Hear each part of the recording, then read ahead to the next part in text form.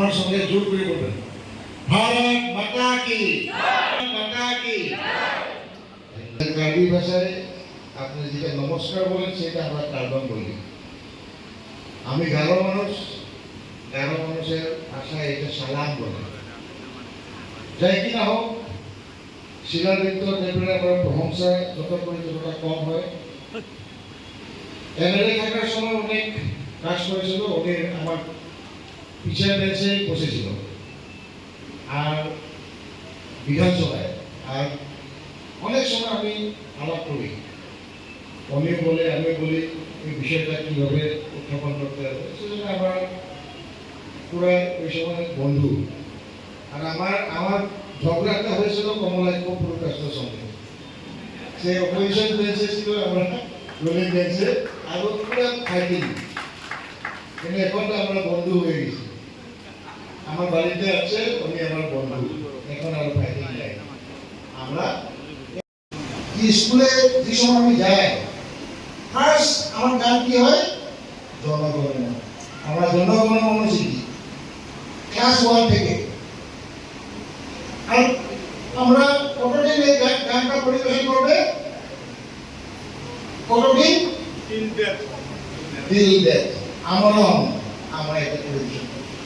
তার মানে ভারতবর্ষের 140 কোটি জনগণের হৃদয়ে রবীন্দ্রনাথ ঠাকুর।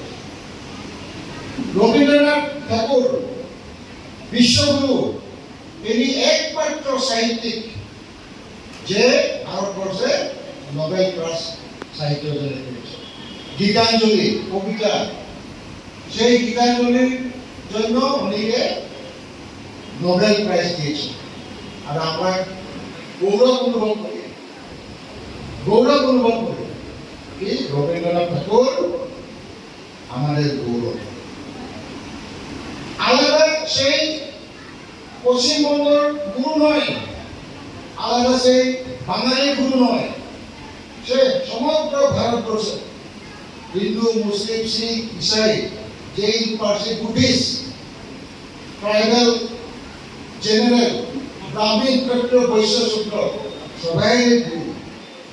আলাদা ভারতবর্ষ নয়, উনিকে কি বলা যায়, বিশ্বগুরু। বিশ্বগুরু কবি রবীন্দ্রনাথ ঠাকুর।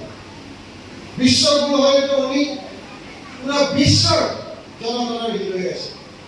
সেই জন্য টপিকটা এত সুন্দর টপিক, সবাই হৃদয়ে রবীন্দ্রনাথ ঠাকুর।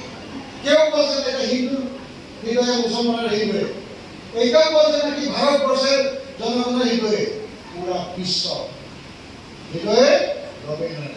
টপিকটা অনেক ভালো। আমরা গৌরব অনুভব করি, জনগণ, হিন্দু গাই, খ্রিস্টান গাই, বুদ্ধিস্ট গাই, সবাই ভারত স্বাধীনতার সময় এটা রাষ্ট্রীয় সঙ্গীত আমার অ্যাকসেপ্ট হয়েছে। আর সব জাতি জনগোষ্ঠী, সব রিলিজন এই সঙ্গীতকে অ্যাকসেপ্ট করেছে।